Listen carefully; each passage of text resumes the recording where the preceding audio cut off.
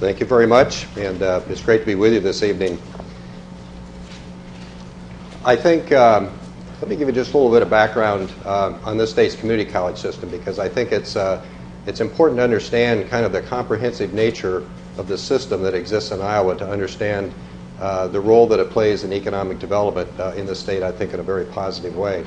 Our system was created in 1965, and it was created as a comprehensive system, which means that our community colleges are empowered to deliver two-year transfer degrees. I suspect many of you in this audience may very well have earned a two-year degree from one of our state's community colleges and then transferred to the University of Iowa.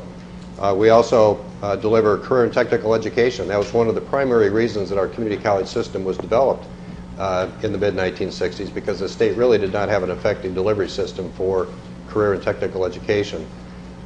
We also have very extensive continuing education divisions. We're also involved in adult basic ed, GED instruction. And in the mid-1980s, we started to get into the contracted, customized job training business with business and industry, which was something that was starting to happen across the country in community colleges. And it just so happened that in Iowa, that evolution coincided with the creation of a new jobs training program put into place by the Iowa legislature. It was referenced early as the 260E program. It's the Iowa New Jobs Training Program.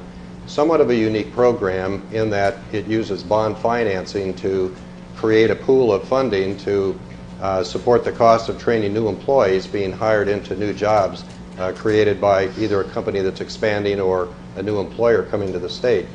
And those bonds are paid off over a 10-year period of time by diverting half or all of the state income tax withholding generated by the new employees being hired into those new jobs.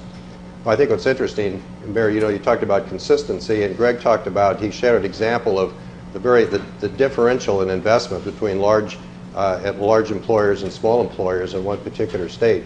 I think what's unique about this particular job training program is the parameters that drive the incentive that's available to the employer are really just two factors, and that's the number of jobs that employer is creating and the wage rates for those jobs. And as the number of jobs increases, the size of the wage increases, the incentive available for investing in the skills of those new workers increases on a proportionate basis. So it doesn't really matter where a company locates in the state of Iowa. It doesn't matter what size that company is. On a proportionate basis, there'll be a fairly consistent investment. Back in the early days of economic development for many decades and probably for a century, location, location, location was kind of the mantra of economic development. Proximity to natural resources, proximity to transportation systems, proximity to energy sources, and rivers happened to provide that for many decades. Proximity to markets, to a great extent, drove a lot of investment and job creation decisions in terms of economic development. Well, clearly technology has changed that mantra dramatically over the last 30 or 40 years. And today, it's interesting, we have the opportunity, all 15 of our state's community colleges have economic development professionals working in those institutions. We have divisions of our college that are focused strictly on working directly with business and industry. All of you as clients of the University of Iowa, if you will, or customers are, individuals that are making a decision to come here. You're the client with respect to the university. In the case of our business industry training divisions, the employer is the client that we're working with directly, not the individual employees in terms of the contracted training or the training that we might be delivering to employees within that particular employer. And so I have to tell you, when those divisions of our colleges were starting to evolve, to some extent, we were almost treated a little bit like pariahs within our existing academic institutions, because that was a very, very different way of approaching the delivery of training and educational services. We've had the opportunity to join our economic development professionals in this region and throughout the state of Iowa when new prospects are being brought into the state, considering the state as a place to make an investment and create jobs, or working with a lot of local industries and employers who are looking at expanding their existing workforce. And what's interesting today, no matter what the industry sector, one of the first things that comes up in that discussion are workforce issues. They're interested in the availability of a skilled workforce that's going to be necessary for them to successfully staff up their enterprise. I can tell you, if you go back 20 years ago, workforce issues were clearly down the line in terms of the kind of questions that a particular region or a community might get with respect to something like that.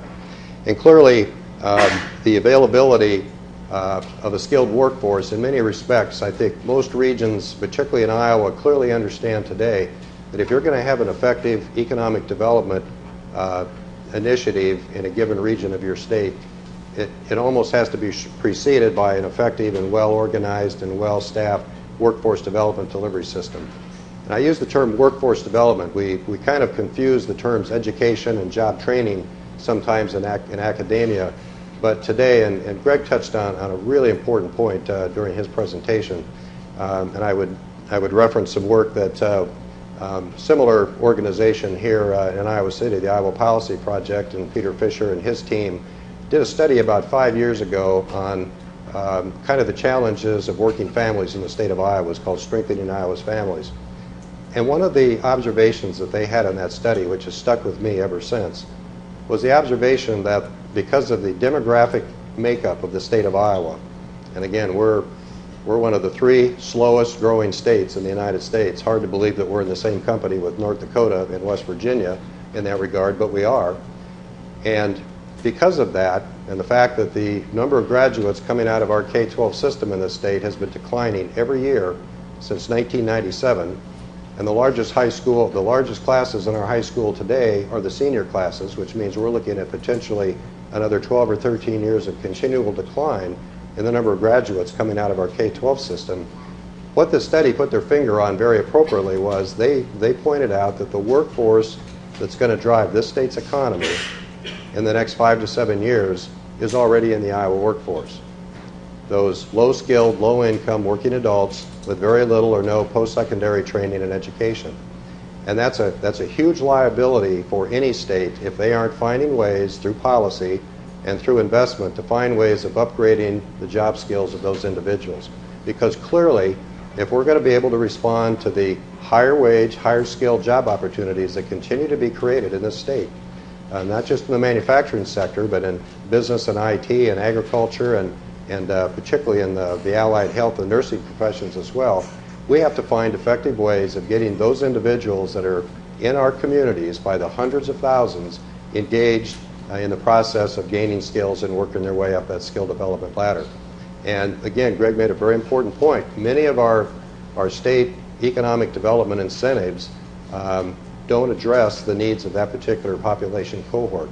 And as a result of that, the spread between individuals in our communities that continue to live in poverty or at very, very low levels of family income, basically not able to support their families at an appropriate level, continues to grow. And we've got to find more effective ways of addressing those kinds of issues. Well, clearly, the competitive advantage in the world of economic development today has as much to do with intellectual capital as it does with physical resources and things of that sort. And those of you that have had the opportunity to read books like The World is Flat that Thomas Friedman wrote, China Inc., 3 billion new capitalists, I could rattle on down through the list, they put their finger clearly on the fact that I remember back when the National Center for Education and the Economy issued a report that kind of startled the country, and it was titled High Skills, High Wages. And it was basically making a very, very clear distinction to the fact that if the United States was going to compete internationally, we had to continue to raise the skill base of our nation's workforce in order to compete for high-skilled jobs. The incredible challenge that we have today is that we have countries around the world that frankly are doing a better job of investing in their young people and in their workforce. And today, it's not just a high-skill, high-wage competition, but we have countries producing very, very highly skilled individuals and able to employ them at very, very low costs, which puts everybody in this room, every single one of us, in a very different kind of a situation than we might have found ourselves in 15 or 20 years ago. And I think it's something that we have to be very, very conscious of in terms of the investments that we make in our education systems. One of the best examples I can share with you that I'm sure many of you are aware of that has occurred in this state in the last couple of years was IBM's decision to locate a service center in Dubuque. And I know when that announcement was made, there were a lot of people in the state just kind of scratching their heads saying, how in the world did that happen?